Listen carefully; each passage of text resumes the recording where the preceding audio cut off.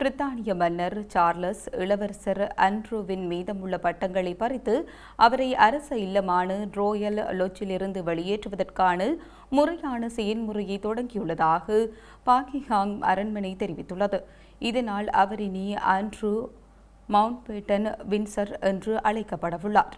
மன்னர் சார்லஸின் இளைய சகோதரரும் மறைந்த 2ஆம் எலிசபெத் மகாராணியின் 2வது மகனுமான ஆண்ட்ரூ தனது நடத்தை மற்றும் அமெரிக்க பாலியல் குற்றவாளி என நிரூபிக்கப்பட்ட ஜெஃப்ரி எப்ஸ்டீனுடனான தொடர்புகள் காரணமாக பெரும் அழுத்தத்தை எதிர்கொண்டார். இளவரசர் ஆண்ட்ரூ மீது பாலியல் முறைப்பாடு அளித்த பெண் கடந்த ஏப்ரல் மாதம் தற்கொலை செய்து கொண்டார். இந்த குற்றச்சாட்டுகளை தொடர்ந்து இளவரசர் ஆண்ட்ரூ அரச பட்டங்களை துறப்பதாகவும் தன் மீதான குற்றச்சாட்டுகள் மன்னர் மற்றும் அரச குடும்பத்தின் பணிகளுக்கு இடையூறாக உள்ளது எனவும் கூறினார். இதனால் பொது வாழ்க்கையில் இருந்து விலகவும் முடிவு செய்துள்ளதாக கூறினார். இதனால் இந்த மாத தொடக்கத்தில் அவர் தனது டியூக் ஆஃப் ஜார் பட்டத்தை பயன்படுத்துவதை நிறுத்த வேண்டிய கட்டாயம் ஏற்பட்டது. எனினும் தன் மீதான குற்றச்சாட்டுகளை அவர் தொடர்ந்து மறுத்து வருகின்றார். இந்த நிலையில் தனது தம்பி இளவரசர் ஆண்ட்ரூவின் அரச பட்டங்களை பறிப்பதற்கான முறையான நடவடிக்கைகளை மன்னர் சார்லஸ் தொடங்கியுள்ளார். இளவரசர் ஆண்ட்ரூவின் உடை, படங்கள் மற்றும் கௌரவங்களை திரும்பப் பெறுவதற்கான நடவடிக்கை தொடங்கப்பட்டுள்ளது. அத்துடன் அவர் தனது ரோயல்